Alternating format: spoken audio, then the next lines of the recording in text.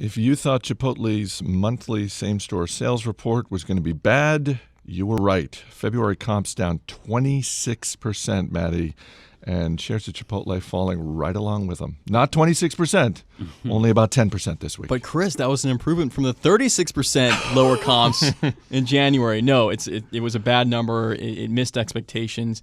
Chipotle's calling it an improvement, and the numbers got even better in March, but hey, we're still looking at bad year-over-year numbers. It's important to remember that the CDC just came out in February and gave Chipotle and everyone the all clear about the E. coli scare. So it's going to take a while for Chipotle to work through that.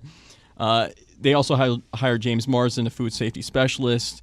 He's going to come in, and he's kind of an expert in E. coli, food pathogen elimination.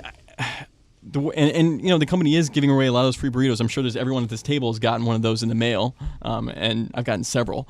So they're going to try to build traffic back that way. It's going to be a tough climb, though, and the business is much more expensive.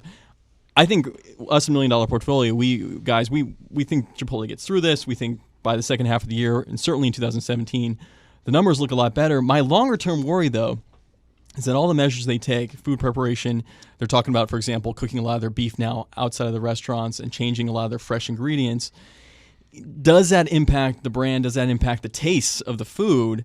That could have longer-term implications for Chipotle. I don't think that's a major risk, but it's something I'm kind of thinking about when I'm looking at Chipotle. Chipotle's CFO just recently had an investor presentation that he said that he thought that up to 7% of his customers were not going to come back after this whole food scare thing that they've been going through.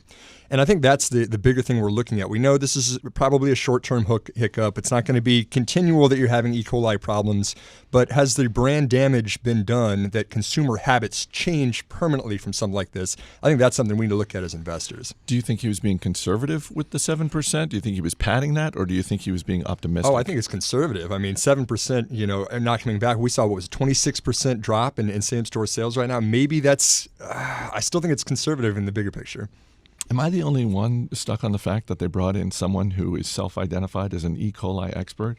I mean, is this someone you want to hang out with at a barbecue or something? Can you imagine introducing you? What do you do for a living? Well, let me tell you.